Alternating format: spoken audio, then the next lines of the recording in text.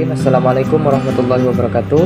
Jadi pada kesempatan yang berbahagia ini, kami dari kelompok 15 akan menyampaikan materi dari kelompok kami, yaitu tentang materi bahan ajar di kelas tinggi. Dimana pada kesempatan kali ini dari kelompok 15 kami beranggotakan Nur Octavia, Sarmila, Nur Fatimah, dan saya sendiri Evan Syah.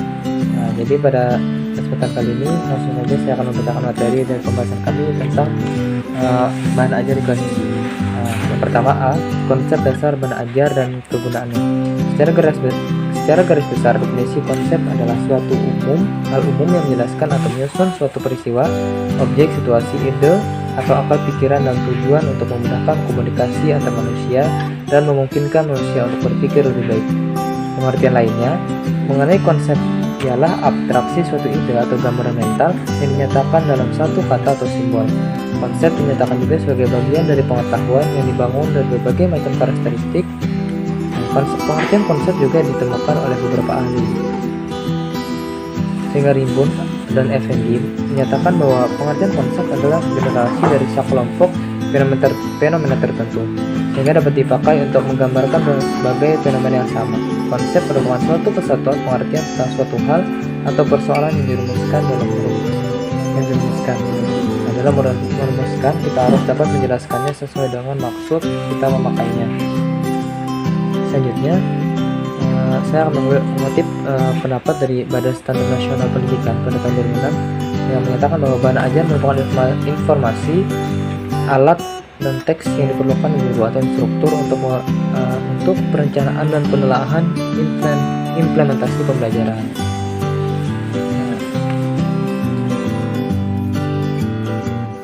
Bahan ajar dikelompokkan berdasarkan jenisnya. Pengelompokan bahan ajar berdasarkan jenisnya dilakukan dengan berbagai cara oleh beberapa ahli, dan masing-masing dari mereka mempunyai kriterianya sendiri-sendiri pada saat pengelompokannya. Saya mengutip pendapat dari Belawati bahwa bahan ajar dikelompokkan ke dalam 3 kelompok besar, yaitu jenis bahan ajar cetak, non-cetak, dan bahan ajar display. Yang pertama, bahan ajar cetak. Bahan ajar cetak adalah sejumlah bahan yang digunakan dalam kertas yang dapat berfungsi untuk keperluan pelajaran atau menyimpan informasi. Dari sudut pandang teknologi pendidikan, bahan ajar adalah beragam bentuknya, dikategorikan sebagai bahan dari media pembelajaran. Sebagian besar dari media pembelajaran, bahan cetak mempunyai kontribusi yang tidak sedikit dalam proses pembelajaran. Salah satunya alasan mengapa bahan ajar cetak masih merupakan media saat ini. Bahan ajar cetak masih merupakan media yang paling mudah diperoleh dan lebih standar dimiliki program komputer. Di samping memiliki kelebihan, bahan ajar cetak memiliki kelemahan, di antaranya itu tidak mampu mempresentasikan gerakan. Kategori bahan cetak di antaranya yaitu mencakup modul, handout. Modul tersendiri terdiri dari bermacam-macam bahan tulis yang dilakukan untuk pelajaran mandiri. Dan handout merupakan bermacam-macam bahan cetak yang dapat memberikan informasi kepada siswa. Handout sendiri terdiri dari catatan baik lengkap maupun kerangkanya sendiri, tabel, diagram, peta, dan materi-materi tambahan lain. Oke, masuk ke pembahasan berikutnya tentang bahan ajar non-cetak. American Hospital Association. Yang kedua, bahan ajar non-cetak. Berdasarkan American Hospital Association mencatat kelebihan dan kekurangan dari masing-masing jenis bahan ajar non-cetak sebagai berikut. Yang pertama, kelebihan dan kekurangan bahan jenis ajar mencetak. Bahan jenis ajar mencetak, kelebihannya dan kekurangannya. Kelebihan dan kekurangan jenis bahan ajar mencetak. Jenis bahan ajar mencetak, kelebihan dan kekurangannya adalah sebagai berikut. Yang pertama, OHT atau overhead transference, di mana meliputi penggunaan proyektor yang dapat dioperasikan dapat dikontrol langsung oleh pengajar. Hanya membutuhkan sedikit persiapan mudah dan murah, khususnya bermanfaat untuk kelas besar. Membutuhkan alat yang khusus untuk mengoperasikannya. Proyektornya pun terlalu besar jika dibandingkan dengan proyektor lainnya. Audio mudah dipersiapkan dengan menggunakan tablet biasa. Dapat diaplikasikan di hampir semua mata pelajaran. Alat digunakan untuk kompak, mudah dibawa dan mudah dioperasikan, fleksibel dan mudah diadaptasi, baik secara sendiri atau terkait dengan bahan-bahan lainnya. Mudah diperbanyak dan murah, ada kecenderungan penggunaan berlebihan, aliran informasi yang disampaikan sangat cepat. Itulah jadi beberapa kekurangan dan kelebihan dari bahan ajar. Oke, next ke kelebihan kedua tentang video, dimana video itu bermanfaat untuk menggambarkan gerakan, keterkaitan dan memberikan dampak terhadap topik yang akan dibahas, dan dapat diputar ulang, dapat dimasukkan teknik film lainnya seperti animasi, dapat dikombinasikan antara gambar, diam, dan gerakan. Ongkos produksinya pun sangat mahal, tidak kompatibel untuk berbagai merupakan kelebihan kekurangan dari video. Selanjutnya, kelebihan kekurangan dari slide, yang mana itu berwarna dan bentuknya asli, mudah direvisi dan berbagi, dapat dimanfaatkan dengan audio, dapat dimanfaatkan untuk kelompok atau individu, membutuhkan alat khusus untuk mengoperasikannya. Sekuen dapat terganggu jika dioperasikan secara individual, dan itu merupakan sebuah kekurangan dan kelebihan dari slide. Selanjutnya, selain dari slide, ada komputer bahasa yang mana mencakup material interaktif dan siswa dapat diadaptasi dan sesuai dengan kebutuhan siswa, dapat mengontrol media lain, menggunakan komputer dan pengetahuan programmer, dan lain sebagainya. Kita naik ke bahan ajar display. Aspek-aspek ruang lingkup materi pembelajaran PKN-MI. Ruang lingkup mata pelajaran pendidikan kewarganegaraan meliputi aspek-aspek sebagai berikut. 1. Persatuan dan kesatuan bangsa. Meliputi hidup rukun dalam perbedaan, cinta lingkungan, kebanggaan sebagai bangsa Indonesia, Sumpah Pemuda, keutuhan negara kesatuan Republik Indonesia, partisipasi dalam pembelaan negara, sikap positif terhadap negara kesatuan Republik Indonesia, keterbukaan dan jaminan keadilan. 2. Norma hukum dan peraturan. Meliputi tertib dalam kehidupan keluarga, tata tertib di sekolah, norma yang berlaku di masyarakat, peraturan-peraturan daerah, norma-norma dalam kehidupan berbangsa dan bernegara, sistem hukum dan peradilan nasional, hukum dan peradilan internasional. 3. Hak asasi manusia meliputi hak dan kewajiban anak, hak dan kewajiban anggota masyarakat, instrumen nasional dan internasional HAM, pemajuan, penghormatan dan perlindungan HAM. 4. Kebutuhan warga negara meliputi hidup gotong royong, harga diri sebagai warga masyarakat, kebebasan berorganisasi, kemerdekaan mengeluarkan pendapat, menghargai keputusan bersama, prestasi diri, persamaan atau kedudukan setiap warga negara yang sama, artinya setiap warga negara dipandang sama. 5. Konstitusi negara meliputi proklamasi kemerdekaan dan konstitusi yang pertama. Konstitusi yang pertama digunakan di Indonesia serta hubungan dasar negara dengan konstitusi. 6. Kekuasaan dan politik meliputi pemerintahan desa dan kecamatan, pemerintahan daerah dan otonomi, pemerintahan pusat, demokrasi dan sistem politik, budaya dan politik, budaya demokrasi menuju masyarakat madani, sistem pemerintahan, perdalaman masyarakat demokrasi. 7. Pancasila meliputi kedudukan Pancasila sebagai dasar negara dan ideologi negara, proses perumusan Pancasila sebagai dasar negara, pengamalan nilai-nilai Pancasila dalam kehidupan sehari-hari, sebagai Pancasila sebagai ideologi terbuka. Dalam materi ini sekaligus menanamkan sikap-sikap pada anak yang sesuai dengan sila dalam Pancasila beserta butir-butirnya. Pengembangan materi atau bahan ajar PKN-MI. Hak asasi manusia meliputi hak dan kewajiban anak, hak dan kewajiban anggota masyarakat, instrumen nasional dan internasional HAM, pemajuan, penghormatan dan perlindungan HAM. Kebutuhan warga negara meliputi hidup bergotong royong, harga diri sebagai warga masyarakat, kebebasan berorganisasi, kemerdekaan mengeluarkan pendapat, menghargai keputusan bersama, prestasi diri, persamaan kedudukan. Warga negara. Konstitusi negara meliputi proklamasi kemerdekaan. Konstitusi yang pertama, konstitusi yang pernah digunakan Indonesia menghubungkan dasar negara dengan konstitusi. Kekuasaan dan politik meliputi pemerintah desa dan kecamatan, pemerintah daerah dan otonomi, pemerintah pusat, demokrasi dan sistem politik. Kebudayaan politik, budaya demokrasi menuju masyarakat madani, sistem pemerintah pers dalam masyarakat demokrasi. Pancasila meliputi kedudukan Pancasila sebagai dasar negara dan ideologi negara, proses perumusan Pancasila sebagai dasar negara, pengalaman nilai-nilai Pancasila dalam kehidupan sehari-hari, Pancasila sebagai ideologi terbuka.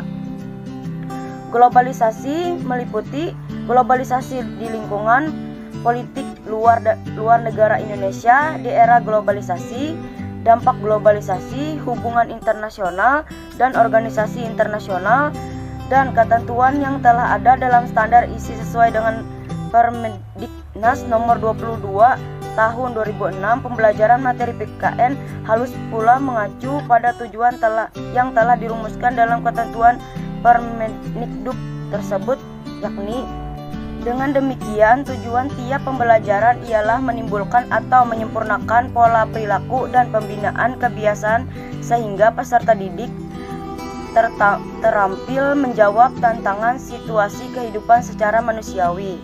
Dengan kata lain, pembelajaran ingin memekarkan kemampuan berpikir dan kemampuan bertindak pada peserta didik sehingga menanggapi keadaan apapun ia cukup sanggup mengamati keadaan, menilai keadaan, dan menentukan sikap serta tindakannya dalam keadaan tersebut. Kehidupan manusia dalam masyarakat modern dewasa ini sedang mengalami perubahan yang begitu pesat. Oleh karena itu, pembelajaran di abad sekarang ini hendaknya memperhatikan arus dan laju perubahan yang terjadi. 1. Berpikiran secara kritis, rasional, dan kreatif dalam menanggapi isu kewarganegaraan. 2. Berpartisipasi secara aktif dan bertanggung jawab dan bertindak secara cerdas dalam kegiatan bermasyarakat, berbangsa, dan bernegara, serta anti korupsi. 3. Berkembang secara positif dan demokrasi untuk membentuk diri berdasarkan karakter-karakter masyarakat di Indonesia agar dapat hidup bersama dengan bangsa-bangsa lainnya. 4. Berinteraksi dengan bangsa-bangsa lain dalam pencaturan dunia secara langsung atau tidak langsung dengan memanfaatkan teknologi informasi dan komunikasi. Assalamualaikum warahmatullahi wabarakatuh. Perkenalkan, nama saya Nurul Fatimah dengan NIM 2011-17-0134. Di sini saya akan melanjutkan pembacaan makalah dari Sernila. Selanjutnya, bagaimana pembelajaran materi PKN dapat dilakukan? Sebelum membahas tentang persoalan ini terlebih dahulu, perlu dikemukakan beberapa prinsip berkenaan dengan tujuan dan metode pembelajaran. Tiap usaha pembelajaran dalam arti membelajarkan siswa sebenarnya bertujuan untuk menumbuh kembangkan atau menyempurnakan pola perilaku atau kompetensi tertentu dalam diri peserta didik. Pola perilaku ialah kerangka dasar dari sejumlah kegiatan yang lazim yang dilaksanakan manusia untuk bertahan hidup dan untuk memperbaiki mutu hidupnya dalam situasi konkret. Kegiatan itu dapat berupa keterampilan intelektual seperti mengkaji, mengamati, menganalisis, dan menilai keadaan dengan daya nalar. Kegiatan pembelajaran dapat juga berupa kegiatan jasmani yang dilakukan dengan tenaga dan keterampilan fisik. Namun, secara umum manusia bertindak secara manusiawi apabila kedua jenis kegiatan tersebut dibuat secara terjalin dan sinergis. Kegiatan jasmani seyogianya didukung oleh kegiatan intelektual dan demikian juga sebaliknya.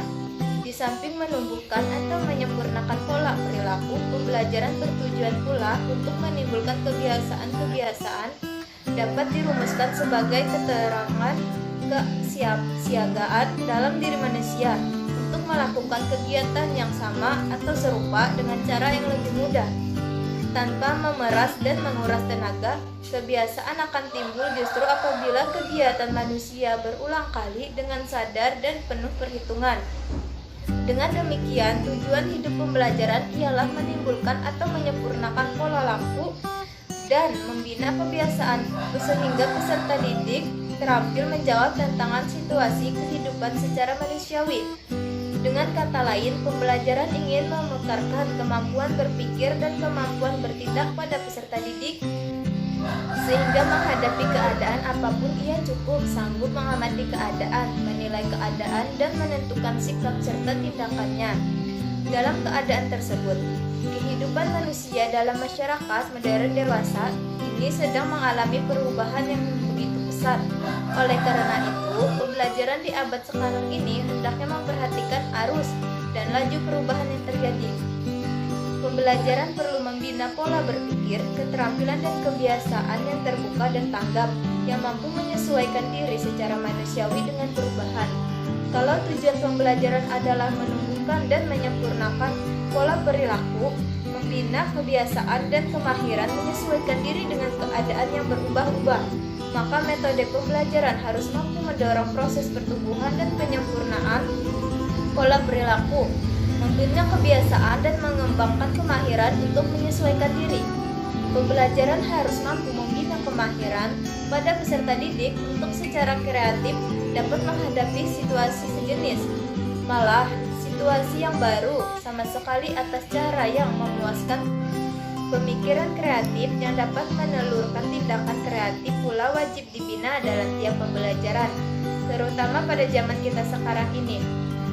Sejalan dengan lampiran Peraturan Menteri Pendidikan Nasional Nomor 16 Tahun 2007 tentang standar kualifikasi akademik dan kompetensi guru, maka kompetensi profesional guru di jenjang sekolah dasar terhadap bidang pendidikan kewarganegaraan sebagai berikut. Pertama, menguasai materi, struktur, konsep, dan pola pikir keilmuan yang mendukung mata pelajaran PKN yang diampu, yaitu A. Menguasai materi keilmuan yang meliputi dimensi pengetahuan, sikap, nilai, dan perilaku yang mendukung kegiatan pembelajaran PKN. B. Menguasai konsep dan prinsip kepribadian nasional, demokrasi, konstitusi Indonesia, semangat kebangsaan dan cinta tanah air, serta bela negara. C. Menguasai konsep dan prinsip perlindungan, pemajuan hak, serta penegakan hukum secara adil dan benar. D. Menguasai konsep prinsip nilai moral dan norma kewarganegaraan Indonesia yang demokratis dalam konteks kewarganegaraan dan dunia. 2. Menguasai standar kompetensi dan kompetensi dasar mata pelajaran PKN jenjang sekolah dasar yang diampu, yaitu A. Memahami standar kompetensi mata pelajaran PKN SDMI. B. Memahami kompetensi dasar mata pelajaran PKN SDMI. C. Memahami tujuan pembelajaran mata pelajaran PKN SDMI. Baik, masuk ke langkah berikutnya yakni mengembangkan materi pembelajaran PKN yang diampu secara kreatif, yaitu bisa dilakukan melalui beberapa cara. Yang pertama, memilih materi mata pelajaran PKN SD atau MI yang sesuai dengan tingkat perkembangan peserta didik. Yang kedua, mengelola materi mata pelajaran PKN SD atau MI secara integratif dan kreatif sesuai dengan tingkat perkembangan peserta didik. Yang mana modul kegiatan ini secara spesifik dimaksudkan untuk mempersiapkan peserta didik diklat agar memiliki beberapa kemampuan.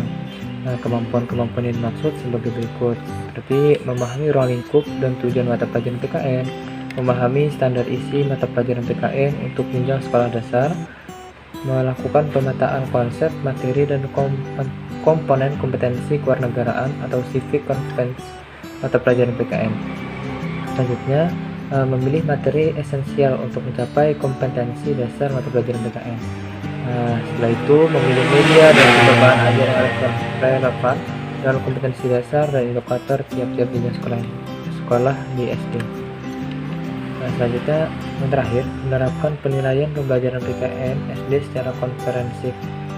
Salah satu asumsi dasar yang melandasi pengembangan materi pembelajaran ini yaitu bahwa materi pembelajaran pendidikan PKN yang terdapat dalam kurikulum atau silabus masih merupakan bahan minimal yang harus dikembangkan oleh guru. Pengembangan materi pembelajaran tersebut disesuaikan dengan tingkat perkembangan kognitif dan afektif siswa maupun umur siswa. Di samping itu juga harus mengacu pada tingkat kedalaman dan kelulusan materinya.